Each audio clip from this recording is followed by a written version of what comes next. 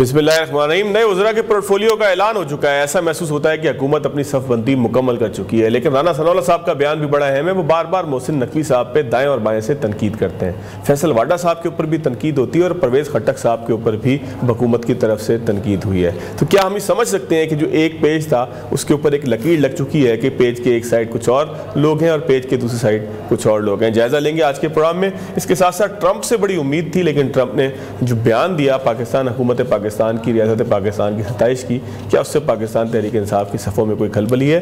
और फिर शायद खाकान अब्बासी साहब का गुज़िश्ता रोज़ एक इंटरव्यू था जिसके अंदर से कुछ क्रक्स ये निकलता है कि हुकूमत के खिलाफ कोई तहरीक फ़िलहाल चलती दिखाई नहीं दे रही, क्योंकि वो कहते हैं कि तहरीक इंसाफ का मकसद सिर्फ इमरान खान साहब की रिहाई है। क्या सूरत हाल बनेगी, आज के प्रोग्राम में बात करेंगे। मेरे साथ मौजूद है आमिर इलियास राना साहब। बहुत शुक्रिया राना साहब आपके वक्त का। साथ साथ मुझे ज्वाइन किया है माजिद निज़ामी साहब ने, आपका भी शुक्रिया। और समीना पाशा साहबा मेरे साथ मौजूद हैं। राना साहब सर आप भी फरमाइएगा। सर, राना सनाउल्लाह साहब बयान देते हैं और बाज़ दफ़ा तो ये बिल्कुल साबित करते हैं कि मोहसिन नकवी शायद कुछ ज़बरदस्ती उनके साथ उनकी टीम का पार्ट है और उनकी टीम में वज़ीर दाखिला हैं, चेयरमैन PCB हैं। इसके अलावा भी हुकूमती वज़रा जलतरंग ज़रूर करते हैं। और फिर दूसरी जानिब से भी हम देखते हैं कभी परवेज़ खट्टक साहब का तस्करा होता है, मोहसिन नकवी साहब का होता है, फैसल वाडा साहब कोई करप्शन की कहानियाँ लेके घूम रहे हैं कि मैं पता नहीं कितना बड़ा स्कैंडल लेके आऊँगा, वो भी कम ग्लैमराइज नहीं करते।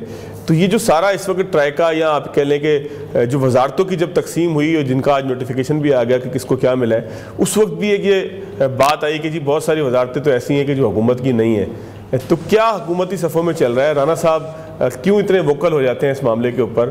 क्या ये मामला ऐसा है कि जिसके ऊपर राना साहब को तबसरा करना चाहिए या स्किप करके चले जाना चाहिए कि अगर आप एक पार्टनरशिप के अंदर चल रहे हो? देखें, राना सनाउल्लाह जो बातें कर रहे हैं उसमें गलत क्या है? उन्होंने वो बातें कही हैं जो सियासी हक़ाइक़ हैं कि मोहसिन नकवी को सेनेटर किसने बनाया, फैसल वाडा को सेनेटर किसने बनाया, ठीक है, अनवरुल्लाह काकड़ को सेनेटर किसने बनवाया, तो एस्टैब्लिशमेंट ने बनवाया। इनको वजारत दाखिला किसने दी? अब आप देखें आज एडवाइज़र लगे, मैंने तो उस पर अभी ट्वीट भी किया है कि वो अमूर दाखिला के मुशीर ज़रूर होंगे, लेकिन परवेज़ खट्टक सिर्फ वज़ीर आज़म की मुशावरत तक महदूद होंगे, वजारत में उनका कोई काम नहीं है। बेशक वो भी एस्टैब्लिशमेंट की तरफ से ही आए हैं और लाए गए हैं, तो उनका तो दफ्तर वजारत दाखिला में नहीं बनना, उनका तो PM ऑफिस में ही बनेगा एडवाइज़र का दफ्तर। जो इस्लामाबाद हाई कोर्ट का इमरान खान के दौर में फाइनल ऑर्डर हो गया था कि एडवाइज़र कोई वजारत नहीं रख सकता, तो लेकिन राना सनाउल्लाह के पास इस वक्त कमान है बैनुसूबाई राब्ते की वजारत की, और वो भी सिर्फ इसलिए है कि वहाँ पे वज़ीर नहीं लगाया गया और आज भी नहीं किसी को कलमदान दिया गया। तो सियासी आदमी अपनी ग्रिप कर लेता है, जैसे हुमायूं अख्तर को, हारून अख्तर खान को ओबलाइज किया गया है राना तनवीर हुसैन से सनत व पैदावार की वजारत फारिग करा के उनको फूड में भिजवा के और SAPM को दे दी गई, जिसका रूल तो बिजनेस में कोई कहानी नहीं है। लेकिन चूँकि प्राइम मिनिस्टर चाहते हैं और उन्होंने बिठाना है किसी को, तो फिर सेक्रेटरी तो उसके अंडर काम करेगा। समरियाँ उस तरह ही चलेंगी जैसे इमरान खान के दौर में वजीर आजम के नाम पे ही जाती है, जहां पे, क्योंकि एडवाइजर के नाम पे नहीं चलनी। हाँ, तौकीर शाह उस ऑफिस में गए हैं जहाँ वो पहले भी रहे हैं और PM ऑफिस के एडवाइज़र हैं, तो उनके लिए तो किसी का कोई मसला नहीं है। अलीम खान की ख्वाहिश थी, उनको वहाँ भिजवा दिया गया कम्युनिकेशन में, और मोहम्मद अली साहब जो अगेन इस्टेब्लिशमेंट के ही निगरान दौर के वजीर थे एनर्जी के ऊपर, आपको पता है, उनको प्राइवेटाइजेशन दे दी गई। तो ये एक अरेंजमेंट है जिसमें लड़ाई नहीं है शहबाज शरीफ के होते हुए किसी किस्म की। ये बात आप जहन में रखिएगा कि उनके पोलिटिकल साथी बेशक बताएं, इजहार करें तहफ़्फ़ुज़ात का, लेकिन वो भी कोई झूठ नहीं बोल रहे। जो बात मैंने तो राना साहब ये हम कह सकते हैं भाई वो मुदारुल मुआम है, उनकी चलती है। राना साहब फिर हम ये कह सकते हैं कि जिस तरीके से खान साहब की हुकूमत में एक हाइब्रिड सिस्टम था, SAPM बहुत सारे ऐसे थे कि जिसका कोई ताल्लुक हुकूमत से नहीं था, हाइब्रिड सिस्टम उसको हम बड़ी आसानी से कह देते, तो क्या इस सिस्टम को भी उसी का रिप्लिका कह सकते हैं? इसको आप जो मर्जी नाम दें, वन पेज नाम दे दें, जो आपने नाम दिया आप वो दे दें, ये दोनों मिलके चल रहे हैं। हुकूमत जो मतलब शहबाज शरीफ साहब हैं और आर्मी चीफ हैं, वो कोई तकरीर पूरी करते हैं शहबाज शरीफ साहब जब तक आर्मी चीफ का नाम ना लें, ताकि वो जो पूरी कोशिश हो रही है इस वक्त गेट अडियाला जेल से कि गेट नंबर 4 में एंट्री मिल जाए, वो शहबाज शरीफ रास्ता नहीं दे रहे किसी किस्म का, क्योंकि कोई जहन में सोचे ना। आपको पता है 1 पेज था, लोगों ने अब फवाद चौधरी की तकरीर कल परसों से लगाई है कि हम तो जनवरी 28 में भी हम ही बैठे होंगे, आप जो मर्जी कर लें। लेकिन जब DGI SI की तकरीर भी आपने सोचा कि मैं तो वज़ीर आज़म बन गया हूँ, तो फिर आपको वज़ीर आज़म बना दिया गया ना, चंद महीने में आपकी छुट्टी कान पकड़ के करा दी गई कि अब आप जो हमारे जरिए आए थे अब आप हमें समझाएंगे। तो ये चीज़ें शहबाज शरीफ बहुत पुराने खिलाड़ी हैं इस बात के, वो समझते हैं। वो अपने भाई साहब को भी समझाते थे कि हमें हर चीज़ में वो काम नहीं करना चाहिए, लेकिन जहाँ मेरे ख्याल में नवाज शरीफ ने ठीक फैसले किए। एक मुंतखब वज़ीर आज़म है, वो अपनी मर्जी से करता है। आज शहबाज शरीफ वज़ीर आज़म है, उनकी भी मर्जी है कि वो फ़ौज के साथ किस हद तक चलने चाह रहे हैं। लोग तनकीद करते हैं, वो चल रहे हैं, उसमें वो कंफर्टेबल हैं। यही इस वक्त हिज़्ब इख्तिलाफ के लिए मसला बना हुआ है, खासतौर पर PTI के लिए, कि भाई रास्ता नहीं मिल रहा। अच्छा, आपके ख्याल में PTI कोई वो ऐसी जमहूरी जदोजहद कर रही है जिसमें वो फौज से कोई राब्ता नहीं रखना चाहते? जुनैद अकबर खान की छोड़ दें, खान साहब को आज रास्ता मिल जाए फौरन वहाँ पे कहेंगे किसी भी तरीके से राब्ता मेरा कनेक्शन बहाल करा दें। ये जो मिल के आए पेशावर में जिस वक्त इनके बैरिस्टर गौहर और अली अमीन खान, कितनी खुशी मनाई गई थी। बीच में कितनी दफ़ा उन्होंने कहा हमारी कुट्टी है, हम बात नहीं करेंगे, और वो फिर बार बार बात करते हैं। अब भी हो रही है। पाकिस्तान की इस्टेब्लिशमेंट है ना, हर सियासी जमात का ये हक है। मैं और आप जब गुफ्तगू करते हैं ना, हम पाकिस्तान के मारूजी हालात के मुताबिक करेंगे। आपने आइडियल जमहूरियत ढूंढनी है तो कहीं और जाके बात करें। तो इसमें कोई नाराज़गी पैदा नहीं होती? राना साहब जिस तरीके से मोहसिन नकवी साहब के हवाले से बयान दे देते हैं, राना सनाउल्लाह साहब या फिर हुकूमती वज़रा, फिर फैसल वाडा साहब पे भी तनकीद कर देते हैं, फिर परवेज़ खट्टक साहब के ऊपर भी आपने देखा इख्तलाफ भी हुआ। ठीक है कि इख्तियार वली साहब को फिर कंपनसेट कर दिया गया, लेकिन इसके नतीजे में कोई दरार पैदा नहीं होती? आप समझते हैं कि कार्य हुकूमत बिल्कुल खैरियत से चल रहे हैं? आपको मैं बताऊं कि मोहसिन नकवी तो ठंडा खेल रहे हैं ना, उन्होंने कोई बयान दिया कभी? वो अपना काम कर रहे हैं, उनको अपने इख्तियार का भी पता है। तो बाकी लोग दिल पशोरी अगर कर रहे हैं, चैनलों की रौनक लगी खड़ी है, बातचीत हो रही है, तो इससे क्या फ़र्क पड़ता है? कुछ भी नहीं होता। मतलब असल मसला तो तब है ना कि जो बैठे हुए हैं, फैसल वाडा साहब ने कौन सी गुफ्तगू है जो गवर्नमेंट के बारे में नेगेटिव नहीं करते? वो करते हैं ना, रोजाना की बुनियाद पे करते हैं और छुप के नहीं करते। क्या किसी प्राइम मिनिस्टर ऑफिस से आया कि जनाब आप क्या कर रहे हैं बात? मैरीटाइम का मिनिस्टर बदल गया है, उनको निस्बतन एक जो कॉमर्स मिनिस्ट्री के अंदर बोर्ड है, सरमायाकारी बोर्ड, उसका वफाकी वजीर बना दिया गया है कैसर शेख को, और जुनैद अनवार चौधरी साहब को मैरीटाइम अफेयर्स का लगा दिया गया। हालांकि तैयारी पकड़ी हुई थी डॉक्टर तारिक फजल ने इस काम के लिए, उनको पार्लिमानी अफेयर्स में सेट कर दिया है। तो कोई बात नहीं है, जब आप सब ने तय कर लिया कि हमने चलना है इस तरह, तो चल रहे हैं। लड़ाई तो जब बनेगी तो आप और हम बड़ी डिस्कस करेंगे उस बात को। ठीक हो गया। निज़ामी साहब, आप समझते हैं कि ये जो जिस तरह से राना साहब का स्टांस है, और लगता भी ऐसे ही है कि ये टीवी चैनल्स की जीनत है, सियासतदान है, उसने खामोश नहीं रहना, उसने कहीं ना कहीं जो है वो शेख रशीद साहब आपको याद होंगे, अब ज़ाहिर है कि किस्सा बन चुके हैं माजी का, तो ये भी उसी तरह की सूरत हाल है। फिर एक निज़ाम है जिसमें सब एक पेज के ऊपर है, हाइब्रिड जमहूरियत है, वजारतों की तकसीम हंसी खुशी हो रही है, वजारतों की तकसीम में ठीक लोग जगह पर बैठ गए, सब कुछ ऐसे ही है माजिद निज़ामी साहब? बहुत शुक्रिया। मेरा तो ख्याल है कि ये जो तमाम मामलात हैं जिनमें कई गैर कानूनी और गैर आईनी चीजें हैं, उनको नॉर्मलाइज या ग्लैमराइज करने की जरूरत नहीं होनी चाहिए। जो सूरत हाल है वो हमारे सामने है, लेकिन उसके हवाले से हमें तनकीद का रास्ता अपनाना चाहिए। उसकी वजह ये है कि जो कुछ है वो दुरुस्त नहीं है, उसके ऊपर एक इखलाकी सवालिया निशान मौजूद है, और ये कोई पार्टनरशिप नहीं है, ये जबरदस्ती की पार्टनरशिप है कि जिसके अंदर हम ये देखते हैं कि मोहसिन नकवी साहब जब कागजात नामजदगी जमा कराते हैं तो 4 पार्टियों के लोग उस पर साइन करते हैं। फिर मोहसिन नकवी साहब जब पार्लियामेंट में जाते हैं तो वो पूरे साल में 12 मिनट पार्लियामेंट को में खताब करते हैं, 2 मिनट एक हाउस में, 10 मिनट एक हाउस में। तो अब उन 12 मिनट को भी बचाने के लिए गवर्नमेंट ने उनके साथ स्टेट मिनिस्टर फॉर इंटीरियर जो है तलाल चौधरी का तकर्रुर कर दिया है, ताकि मोहसिन नकवी के वो 12 मिनट भी बच जाएं और उन्हें पार्लियामेंट में ना आना पड़े। तो अगर मामला इस तरह से चलने हैं तो वो दुरुस्त नहीं है, इस चीज का हमें एहसास होना चाहिए। और उसकी वजह यह कि स्पेस जब एक दफा चली जाती है फिर वो वापस नहीं आती, फिर उससे अगला कदम शुरू होता है। ये हमने इमरान खान की हुकूमत में देखा, और उसके बाद हम ये देख रहे हैं कि अब अगर वो उस वक्त 40% था, अब वो 60% है, अगर उस वक्त 60% था तो अब 80-90% है। इसलिए मैं समझता हूँ कि वजारतों की हद तक ये चीजें आपको इस चीज का बताती हैं कि मामलातों में क्या खराबी है, और उस खराबी की निशानदेही करना जरूरी होता है। और राना सनाउल्लाह अगर इस तरह की कोई बात करते हैं तो वो कहीं ना कहीं अपना जो सियासी चेहरा है उसको सामने लाते हैं और ये बताते हैं, ताकि आइंदा आने वाले दिनों के अंदर वो इस चीज को जस्टिफाई कर सकें कि उस वक्त मैं निजाम की इन खराबियों पे बात कर रहा था। ठीक हो गया। समीना पाशा साहब, आप क्या कहती हैं? इसी तरीके से जो निज़ाम था खान साहब के दौर में भी चलता रहा, जिसके ऊपर खान साहब मुतमईन थे और बाकी तनकीद करते थे, आज जो है वो हम ये देख रहे हैं कि हुकूमत के अंदर से भी थोड़ी बहुत तनकीद हो रही है। खान साहब के दौर में तो बिल्कुल ऐसी तनकीद भी नहीं थी। तो क्या इस वक्त जो सिस्टम है ये क्या बिल्कुल दुरुस्त चलता हुआ दिखाई दे रहा है? इसमें कोई आपस में दरार नज़र नहीं आ रही? और जिस तरह से राना साहब का पॉइंट है बड़ा वैलिड भी नज़र आता है कि ये दरार ना होने की वजह से इमरान खान साहब को स्पेस भी नहीं मिल रहा कि वो घुस के कोई ऐसी तहरीक बनाए कि जो नुकसानदेह हो। पहले तो मैं शदीद एहतजाज करूंगी आपकी इस बात के ऊपर कि इस गवर्नमेंट पे तनकीद हो रही है, लेकिन उस गवर्नमेंट पे तनकीद नहीं हो रही थी। उस गवर्नमेंट पे भी तनकीद होती थी, लेकिन ये गवर्नमेंट तो तनकीद ही नहीं करने दे रही भाई। 30 एंकर्स हैं जो 2 नौकरियों से फारिग हुए हुए हैं, ऑफेयर हुए हुए हैं। पीका एक्ट आ चुका है मुल्क में, आपकी फायरवॉल लगी हुई है, आपका ट्विटर 1 साल से ज्यादा हो गया, बैन पड़ा हुआ है। आपके जो यूट्यूब चैनल्स हैं वो सारे फायरवॉल की जद में आए हुए हैं, और आप कह रहे हैं कि इस मुल्क में तनकीद करने की इजाजत है। यानी कहां जाके मैंने तनकीद करनी है जनाब? तनकीद करने की इजाजत तो ऑपोजिशन को नहीं है। ऑपोजिशन के रहनुमाओं ने, बड़े बड़े नामवर रहनुमाओं ने एक हॉल बुक करवाया था कि जनाब हम वहां पे बैठ के बात कर लेंगे, तो आपने वो हॉल को ताले लगवा दिए और आप बात कर रहे हैं कि यहाँ पे तनकीद करने की इजाजत है। और बाकी मैं 100% वाजिद निजामी साहब की बात से इत्तेफाक करती हूँ कि हमें चीजों को यूं नॉर्मलाइज नहीं करना, हमने बेहतरी की तरफ जाना है कि हमने रिवर्स गियर लगाना है पीछे। हमने यही सोचते रहना है कि यूं ऐसा होता रहा है तो चलो भाई ठीक है, ऐसे ही चलता रहेगा।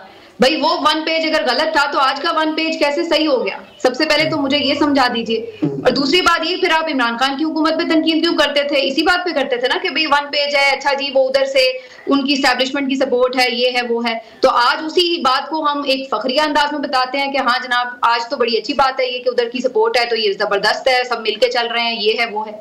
और देखिए सबने मिलकर जो चल रहा है ना, तो अपनी प्राइवेट पार्टनरशिप करें, अपने बिजनेसेस में सबको एडजस्ट करें।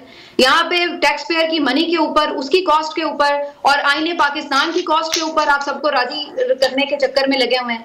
ठीक है, इत्तेहादी हुकूमतों में आपको ये करना पड़ता है कि जी आप इत्तेहादी हुकूमतों की जो सियासी जमातें हैं उनको वजारतें भी देते हैं और उनको ओहदे भी दिए जाते हैं, उनको सबको साथ। लेकिन यहाँ पर क्या सूरत हाल है? यहाँ तो आपको कहीं नहीं भी जरूरत है वजारत की, तो आप वहां पे भी वजारत क्रिएट कर रहे हैं, ओहदे क्रिएट कर रहे हैं ताकि लोगों को एडजस्ट किया जा सके, अकोमोडेट किया जा सके। तो ये क्या मुफ्त में हो रहा है सब कुछ? आपके लोगों का इस वक्त हाल क्या है? जो गुर्बत है आपकी, 2 करोड़ लोग आपके गुर्बत से नीचे चले गए हैं लाइन से। और आपकी जो इस वक्त मईशत है, ये मैं नहीं कह रही, डॉक्टर हफीज पाशा कह रहे हैं, 1% पे आपकी मईशत ग्रोथ कर रही है। कर्जे मांग मांग कर आप मुल्क चला रहे हैं और 50-50 आप वजारतें रख रहे हैं, और उसके बाद हम कह रहे हैं कि जी ये तो बहुत अच्छी बात है कि सब मिलके चल रहे हैं। और ये मोहसिन नकवी साहब हो, इनको जनाब आपने पीसीबी का चेयरमैन बनाया हुआ है, तो आप देख लें कि क्रिकेट टीम का आज क्या हाल है। इनको आपने वजारत दाखिला का कलमदान दिया हुआ है, तो आज मुल्क में दहशतगर्दी देख लें क्या कर रहे हैं। वैसे क्रिकेट तो हमारी हमेशा से ऐसी रही है, उसमें मोहसिन नकवी का क्या कसूर है? देखिए आपने लोगों को बंदर बांट ओहदों की कर दी है, वजारतें भी बांट के आप बड़े खुश हो रहे हैं। कल तक इख्तियार वली साहब को बहुत इस बात पे एहतजाज हो रहा था कि जनाब वो परवेज खटक साहब को क्यों शामिल कर लिया। आज उनको खुद कोऑर्डिनेटर का ओहदा मिल गया, उनका एहतजाज खत्म हो गया। अब उन्हें एतराज नहीं है कि परवेज खटक क्यों आ गए। आपने 3 लोग वजारत दाखिला के कर दिए हैं। तलाल चौधरी भी वजारत दाखिला का बंदा, परवेज खटक भी वजारत दाखिला देखेंगे, मोहसिन नकवी भी वजारत दाखिला देखेंगे, माजिद निजामी को भी लगा दें वो भी वजारत दाखिला देख लेंगे। मतलब है कि चूंकि सबको खुश रखना है, लो भाई सब जो है ना पैसे लो और खुश रहो, और जो अवाम का खून है ना वो चूस के पूरी आप वजारतें भी चलाएं, पूरे अपने लल्ले तलल्ले भी पूरे करें, पूरा आपका जो निजाम हुकूमत है वो चलाएं। तो देखिए अगर आपने इस सब चीजों को हमने नॉर्मलाइज करना है, तो फिर एक चीज हुआ करती है जिसको आईने पाकिस्तान कहते हैं। उस आइन को फिर आप या तो टोटली आगे बता दें कि जी ये खत्म हो चुका है, इसका कोई वजूद नहीं है, तो लिहाजा फिर सबको पता हो। फिर ऐसे ही हम जैसे लोग जो हैं उस पर आके फिर रोए ना बैठ के कि जी एक आइन भी होता। ठीक हो गया, ठीक हो गया। एक ब्रेक लेते हैं, ब्रेक के बाद जरा आते हैं तो शायद खाकान अब्बासी साहब का एक बयान है, इस्टेब्लिशमेंट के हवाले से भी उन्होंने बात की है। उन्होंने बात की अपोजिशन की उस तहरीक की कि जिसके हवाले से ऐसा महसूस होता था कि शायद ईद के बाद कुछ हो जाएगा। तो ज़रा उस बयान को के साथ इब्तिदा करेंगे। आमिर इलियास राना साहब के पास आएंगे।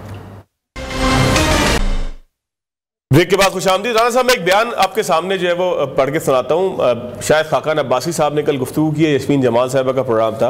उन्होंने कहा कि हम हुकूमत के खिलाफ कोई तहरीक नहीं चला रहे, अभी कोई ग्रैंड अलायंस नहीं बन रहा, तहरीक इंसाफ का सिर्फ एक एजेंडा है, खान की रहील, जबकि हम वसी एजेंडे की बात कर रहे हैं। फिर मौलाना फजल रहमान की गुफ्तगू, उनके जो तर्जुमान है उनकी गुफ्तगू, कामरान मुर्तज़ा साहब की मैं भी थोड़ी देर पहले खबर पढ़ रहा था कि जिसमें उन्होंने गुफ्तगू किसी चैनल पर की है। तो ये जो ईद के बाद तहरीक चलानी थी कि जिसके लिए पुरुमीद भी हो जाते हैं जुनैद अकबर साहब कि एस्टेब्लिशमेंट से बातचीत भी चल रही है, तहरीक भी चलेगी, दबाव आएगा, यहाँ बातचीत हो रही होगी, यहाँ तहरीक चल रही होगी, यहाँ हुकूमत को मिला देंगे।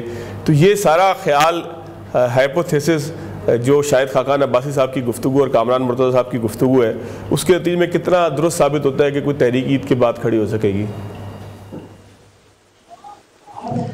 अच्छा फवाद साहब, मैं ना तो उससे पहले मेरे माजिद निज़ामी साहब और समीना पाशा साहबा ने कुछ बातें की।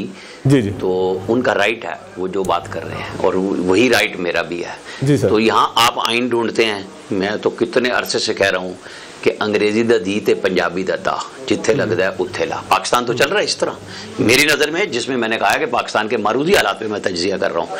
यहाँ आप इफ़ एंड बट लगा के और कानून, आइन, तहजीब, दायरा, माशरा, इमरानियात, सोशलोजी सब करेंगे, मैं वो भी कर लूँगा, लेकिन ये है नहीं। यहाँ पे सच जो है ना, मैं वो बात करता हूँ। बिल्कुल किसी एंकर को ऑफ एयर नहीं होना चाहिए, और बड़ी ज्यादती है किसी का भी, किसी के भी दौर में होना, चाहे वो इमरान का दौर हो, चाहे वो शहबाज शरीफ का दौर हो। किसी के जर्नलिस्ट के साथ मेरी बड़े लोगों से मुलाकात होती है, मैं कहता हूँ आप अपना नुकसान करते हैं किसी को ऑफ एयर करके। आज के दौर में यूट्यूब माशाल्लाह समीना साहिबा का कितना अच्छा चल पड़ा है, अल्लाह ताला इनको और तरक्की दे। अब मुझे बताएं, ट्विटर पे पाबंदी लगा के किसका फायदा हुआ है? यानी जो बात आप खुले दिल से करते थे, सुबह होती है, शाम होती है, जो इंटरनेशनल क्लियर इस वक्त पीटीआई के पाकिस्तान के खिलाफ काम कर रहे हैं, वो सारा हमारा नेशनल मीडिया नैरेटिव शाम को प्रोग्राम में बेचता है। क्या समीना साहिबा पे ये पाबंदी लगी? मेरी इस बात के बाद ना लग जाए, मेरे मत्थे ना लगा दें, लेकिन वो अपनी माफी ज़मीर बयान कर रही है ना। ये सोचने वालों का काम है कि वो इस तरह क्यों कर रहे हैं। पहली बात ये उन्हें बड़ी 10 दफ़ा सोचना चाहिए कि आप जाने दें, वो फिर भी आ रही है ना, बात तो नहीं रुक रही, कोई फायदा नहीं है। इसीलिए हम 70 साल से एक दायरे के सफर में हैं, इसलिए तो हम आगे नहीं बढ़ रहे ना। हम तो घूम फिर के फिर ट्रंप पे आ गए। परसों सुबह तक जिन लोगों को ट्रंप से उम्मीद थी, आपको पता है वो किस कर्ब में गुजर रहे हैं। मैं तो उसके लिए लफ्ज यूज कर रहा हूं, तवे पे बैठे हुए हैं कि हमारे साथ हुआ क्या है। और चाहे वो पाकिस्तान में बैठे हैं, चाहे वो बाहर बैठे हैं, वो दूसरा नैरेटिव ले आए हैं जो पाकिस्तान दुश्मनों का नैरेटिव है इस बंदे के हवाले करने पे। ओहो जी, ये तो पुराना काम शुरू हो गया, फलाना हो गया। हमारा ताउन अमेरिका के साथ जनरल मुशर्रफ ने जब अनाउंस किया था, उसके बाद से कब खत्म हुआ? हमारी कब अमेरिका के साथ सिफारतकारी में लड़ाई आ गई थी? अब हम आए जब सलाला खा हुआ, हमने उस वक्त रेजिस्टेंस दिखाई, बेशुमार जगहों पे हमने एटमी धमाकों में दिखाई, हमने नहीं मानी। हम जब नहीं मानते, हम नहीं मानते, जब हम मानते हैं, मानते चले जाते हैं। अब आप आ जाएं यहाँ पे आज के हालात में कि जो 3 दिन के बाद हुआ है, बहुत सारे मैंने लफ्ज़, गुफ्तगू, तज्जियाकारों की चेंज होते भी देखी है। हम कभी इस पे अगर आप शो करेंगे तो सारों के वो आ जाएंगे कि जी आज किसका पहलू बदला, किसका पहलू दूसरे रुख पे चला गया। कि ट्रंप ने ये कहा, अब कुछ लोगों की उम्मीद इस बात पे है कि जो वहाँ पे कांग्रेसमैन है, कौन है वो, विल्सन है, क्या है, उन्होंने एक बिल पेश करना है पाकिस्तान में डेमोक्रेसी पे। अरे भाई, जिससे आप सारा पैसा लगा के कोशिशें कर रहे थे, उसने हुकूमत पाकिस्तान का शुक्रिया अदा कर दिया। आपने एक सवाल पूरा लोडेड करवाया, और उस बंदे ने भी माशाल्लाह 3 साल इमरान खान को जेल में डाल दिया। ये बाकियों से भी तावले थे जो वहाँ सवाल कर रहे थे बैठे हुए कि 3 साल से वो जेल में है। मतलब आप अंदाज़ा करें कि जज्बात की और उसकी जो उनके ज़िम्मे काम लगाया गया था वो किस हद तक चला गया। ओके, जवाब नहीं आया, वो आ सकता है, कल आ जाए, परसों आ जाए, बिल भी आ जाएगा। लेकिन क्या कोई जमात पाकिस्तान से ऊपर है? क्या कोई लीडर पाकिस्तान से ऊपर है? कोई रियासत पाकिस्तान से, रियासती इदारा ऊपर है? नहीं है, मेरी नज़र में वो नहीं है। बाकी बातचीत का रास्ता आप बनाएं। शायद खाकान अब्बासी का जो बयान है वो अपनी पार्टी के ऊपर आजकल इतना तबर्रा तोल रहे हैं कि कोई सोच नहीं सकता। अपनी पार्टी से मुराद, जहाँ वो कहते थे मैं तो इसके अलावा कहीं जाऊँगा नहीं, पार्टी भी बना ली। उनके साथ वो मिफ्ता मिले जो उनको 2 दफ़ा में मुफ्त में वजारत खजाना एक कॉन्स्टिट्यूशनल शिक के तहत दी गई। वो कोई जीत के तो नहीं आए थे, और वो उनसे बड़ा जमहूरियत का पहलवान ही कोई नहीं आजकल मिफ्ता इस्माइल साहब से। वो 3 बातें रोज़ाना की बुनियाद पर दोनों भाई मिल के ना चैनल्स पर जाके करते हैं। हम तो तहरीक चलाएँगे, अदाद शुमार का धंधा होता है, और आखिर में कहीं एकदम इमरान खान को डिच कर देते हैं कि हम तो कोई तहरीक। भाई, आप स्टीयरिंग कमेटी के चेयरमैन बने हैं, पीटीआई उस रूए रवां है जो आपने कमेटी बनाई हुई है, वो जो जिसमें अचकज़ई साहब भी हैं, जिसमें मौलाना फजल रहमान को भी आप घेर घूर के ला रहे हैं, और वो नहीं आ रहे। वो बार बार कह रहे हैं पहले हमारे सियासी मुतालबात पे बात करो कि आपका एजेंडा क्या है। यानी ये तो 2-3 दफ़ा लोग कह चुके ना कि आपका एजेंडा तो सिर्फ रिहाई है। ये जब इस्लामाबाद में शाहिद खाकान और मुस्तफ़ा नवाज कोकर के घर गए तो एक घर में इनसे पूछा गया कि आप तो चाह रहे थे एक जर्नैल बगावत करे, वो ना हुई। आप चाह रहे थे एक जज बगावत करे, वो ना हुई। आप 26 नवंबर को अवामी बगावत चाह रहे थे, वो ना हुई। अब आप हमारे पास आए हैं घरों में, तो आप ये 8 फरवरी 24 के फौरन बाद क्यों नहीं आ गए? आप तो उस तरफ जा रहे थे जहां आज आपको रास्ता नहीं मिल रहा, यानी गेट नंबर 4 आज भी आप वहीं पे जा रहे हैं। पहले हमें बताएं आप किस दिन तक हमारे साथ इस तहरीक के लिए खड़े होंगे। वो जो नेशनल एजेंडे की बात हो रही है, जिसकी स्टीयरिंग कमेटी को 2 हफ्ते का टाइम दिया गया था, वो भी खत्म हो गया है। शायद खाकान अब्बासी उसके सरबराह हैं, वो उनका जवाब आपने सुना दिया कि वो क्या कह रहे हैं। पीटीआई तो कुछ और चाह रही है। वो तो कल फैसल फरीद ने कहा ना, परसों भी कहा कि खान ने तो कहा था कि अडियाला जेल के बाहर महफिल लगाओ आके, यहाँ पे पूरी पार्लिमानी कमेटी को लेके आओ, और वो कह रहे हैं सलमान अकरम राजा। बिल्कुल कोई बात नहीं कही। हम किसे सच्चा और किसे झूठा माने हैं? अरे भाई, सियासी लोगों के साथ बैठ के मौलाना फजलुर रहमान की इक्तदा में मुक्तदी तो आप हुए हुए हैं, उन्हीं से कुछ सबक सीख के कि आपने क्या नहीं किया उनके खिलाफ, वो आपके साथ बैठ रहे हैं। आप रास्ता बनाएं, रास्ता बनेगा रियासत के साथ भी और हुकूमत के साथ भी। लेकिन सर रास्ता बना तो रहे हैं, एस्टेब्लिशमेंट से बातचीत कर रहे हैं, जुनैद अकबर साहब उसकी तस्दीक भी कर रहे हैं, कह रहे हैं हाँ राब्ते होते हैं दाएं बाएं से, कर रहे हैं ना, इसका मतलब वो थोड़ा बहुत काम तो कर ही रहे हैं ना राब्तों का। नहीं, फिर सोशल मीडिया पे जब ये तो बात मैंने उस दिन 3 हफ्ते हो गए शायद इस बात को कही थी कि अडियाला जेल की सरगोशी कि भाई मैं दोबारा भी मिल के आया हूँ 26 के बाद, बैरिस्टर गौर ने कहा। और जब मैंने खान साहब से कहा तो उन्होंने कहा क्या पैगाम लाए हो, तो उन्होंने कहा जी, उन्होंने कहा आपकी तवील खामोशी। तो उन्होंने कहा चले जाओ, तुम कोई सियासतदान। उन्होंने कहा जी भेजा भी आपने था और चला भी मैं आ जाऊँ, अब बताएं मैं क्या करूँ। वो बेचारे साफियों के साथ ही दुखड़ा रो रहे थे अपना। ठीक हो गया। माजिद निज़ामी साहब, सर आप क्या कहते हैं, जिस तरह से शायद खाकान अब्बासी साहब हैं, फिर मौलाना फजल रहमान के तर्जुमान के बयानात आ रहे हैं, कोई तहरीक वहरीक ईद के बाद चलेगी कि जब एस्टेब्लिशमेंट से राब्ते भी बहाल हो जाएं जुनैद अकबर साहब के बकौल? जी, अभी तक की सियासी सूरत हाल में मुझे ऐसी कोई तहरीक नजर नहीं आ रही। उसकी 2-3 बड़ी अहम वजूहात हैं। वैसे निज़ामी साहब, आप इस बात से इत्तफाक करते हैं, जो मेरा ख्याल है कि एस्टेब्लिशमेंट से राब्तों के साथ ही तहरीक चलाई जाती है? देखिए, एस्टेब्लिशमेंट से राब्ते तो कभी भी खत्म नहीं होते और कोई भी सियासी जमात अफोर्ड नहीं कर सकती। और अभी अगर एस्टेब्लिशमेंट की जानिब से इस तरह का कोई सिग्नल मौजूद नहीं है, तो उसके अलावा दीगर अवामिल भी ऐसे मौजूद नहीं है कि जिनकी वजह से हम ये दावा कर सकें कि हुकूमत के खिलाफ कोई बड़ा सियासी रद्द-ए-अमल आएगा। उसकी वजह यह है कि एक तो हुकूमत का दूसरा साल शुरू हुआ है, इसके अलावा तहरीक इंसाफ एहतजाज की जितने भी ऑप्शंस थी वो इस्तेमाल कर चुकी है। इसलिए मुझे लगता है कि अब पार्लियामेंट के अंदर और बाहर एहतजाज, जिस तरह ये डोनाल्ड ट्रंप का मामला है, उसके ऊपर पहले 3 माह तहरीक इंसाफ खेलती है, उसके बाद 2 महीने हुकूमत खेलती है। तो मेरा ख्याल है कि इसी तरह की चीजों से काम चलाया जाएगा। और इस सारे मामले के अंदर हमें ये समझने की जरूरत है कि डोनाल्ड ट्रंप को अगर हम बतौर शख्सियत देखें तो वो बड़ी गैर मुतवाज़न शख्सियत है। इसलिए उनसे ये तवक्को रखना कि उन्होंने अगर पाकिस्तान की तारीफ कर दी है तो वो तो बहुत बड़ा मार्का हो गया है। हो सकता है वो इसी शद्दोमत से पाकिस्तान के खिलाफ भी बयान दे दें। ये उनका एक शख्सी मामला है। तो मैं समझता हूँ कि रियासत से जो ताल्लुकात होते हैं उनके अंदर इस तरह की चीजों को नहीं आना चाहिए। और सियासी जमातों को भी ये समझना चाहिए कि उन्हें अपनी स्ट्रेटेजी के अंदर बैनुल-अक़वामी ताल्लुकात को कम से कम लेके आना चाहिए। ये मामला दुरुस्त नहीं है कि आप तकिया लगाए बैठे हैं और एक जानिब से आप ये इंतजार कर रहे हैं कि एक छक्का लगेगा, वो नहीं लगा तो फिर हुकूमत ने अपनी तरफ से एक ऐसा काम किया कि जिसके बाद हुकूमत की कोर्ट में बॉल आ गई।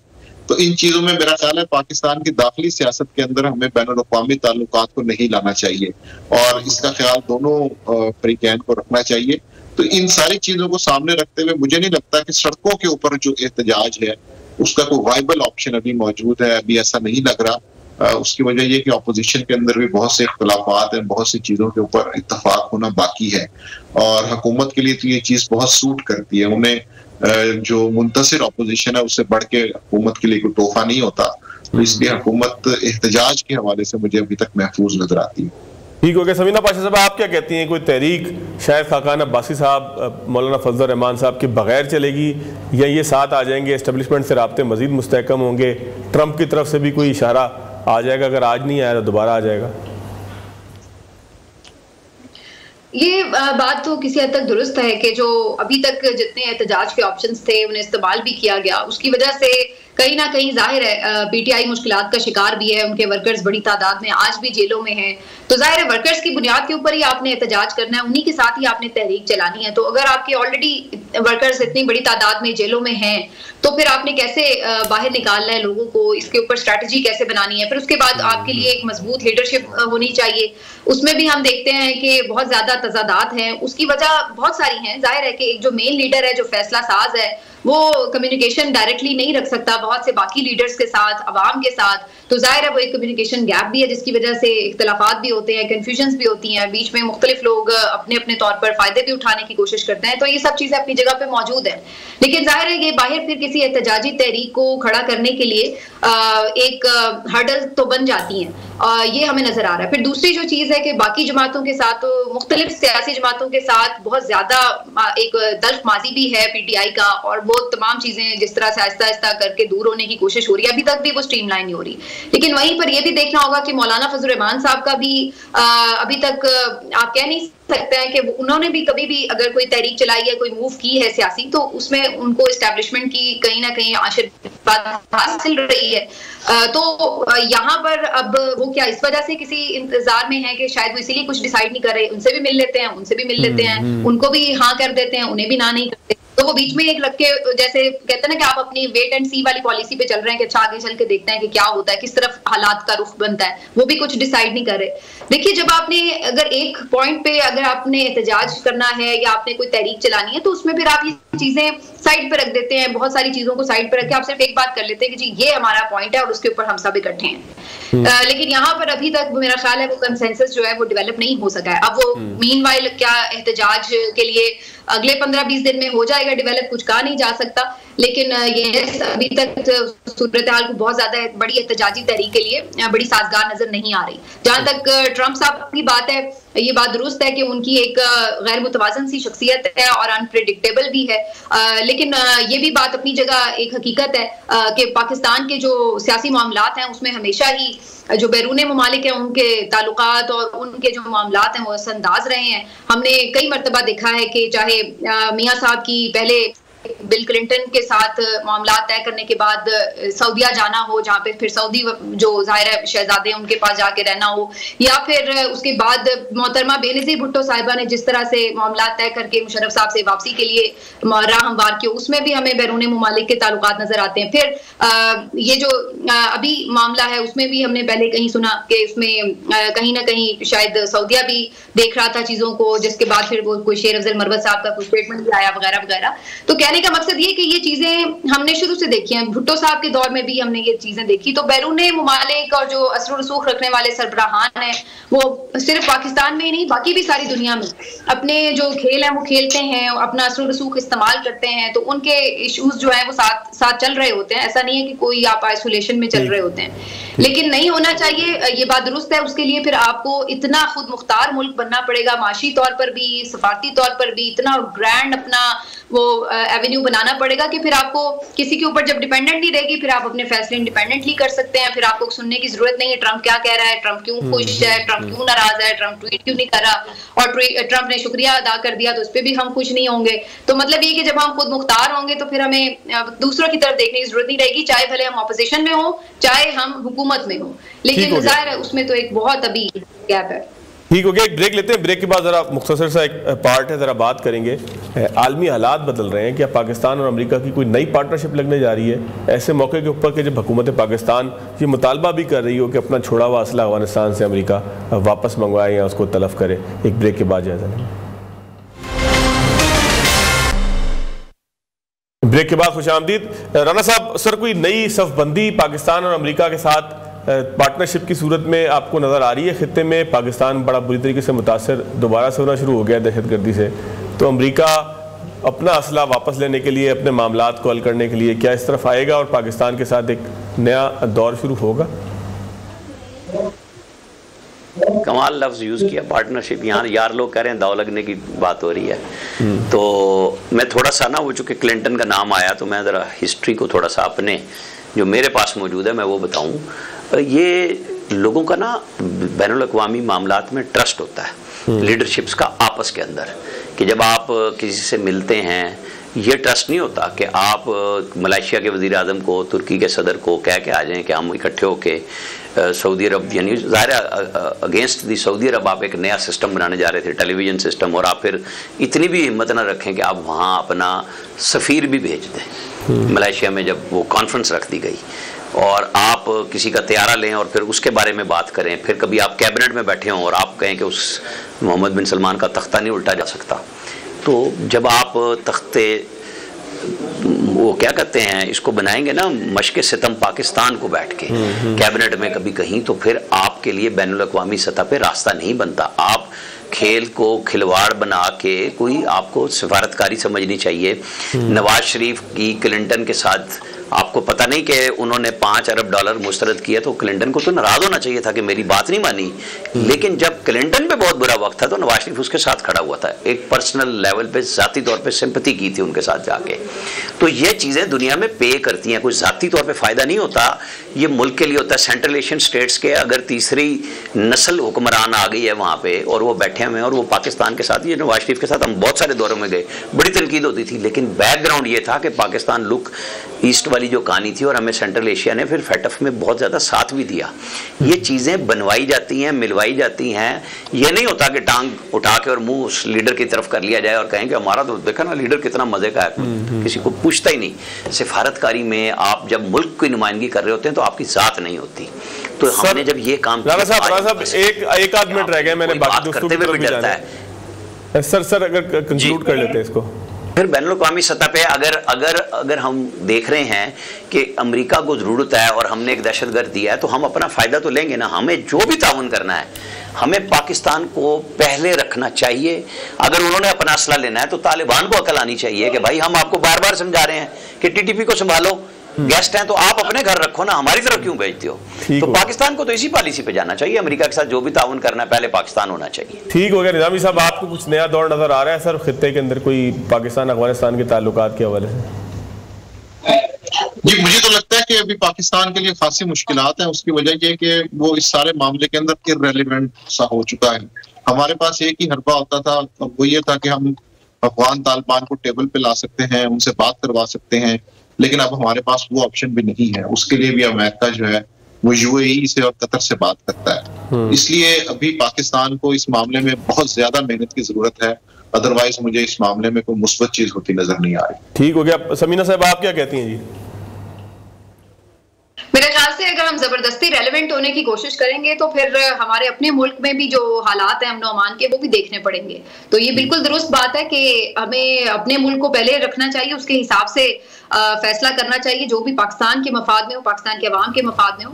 लेकिन ये जरूर देखना पड़ेगा कि जो आपके पाकिस्तानी हैं वो क्या चाहते हैं। क्या वो ये चाहते हैं कि आपने किसी नई जंग का हिस्सा बनना है, या आपने अपने आप को सेफ करना है, वो ज्यादा आपके लिए इंपॉर्टेंट है। तो मेरा ख्याल है ये चीज देखनी होगी। लेकिन एक मैं जुमला सिर्फ कह दूं कि अभी राणा साहब बड़ी मजेदार बात कर रहे थे कि आप ऐसे नहीं कह सकते वैसे नहीं। तो अभी मुझे याद आ रहा था कि ट्रंप को जो जो इस हुकूमत के लोगों ने कहा हुआ है वो बड़ा दिलचस्प है। तो जहां पर हम ये सफारतकारी की बातें कर रहे हैं, तो ये हमने हमेशा देखा है, रियानुमा आपस में एक दूसरे को बुरा भला भी कह रहे होते हैं और एक दूसरे की सताइशें भी कर रहे होते हैं। तो यहाँ पे भी इस मौजूदा हुकूमत की बड़ी परेशानी थी जब ट्रंप साहब इलेक्ट हुए, क्योंकि इन्होंने भी बहुत कुछ कह रखा था उन्हें। ठीक, बहुत शुक्रिया समीना पाशा साहबा, आमिल यासाना साहब और माजिद निज़ामी साहब आपका। नाज़रीन, आज के प्रोग्राम से इतना ही याद दीजिएगा। अल्लाह हाफिज़।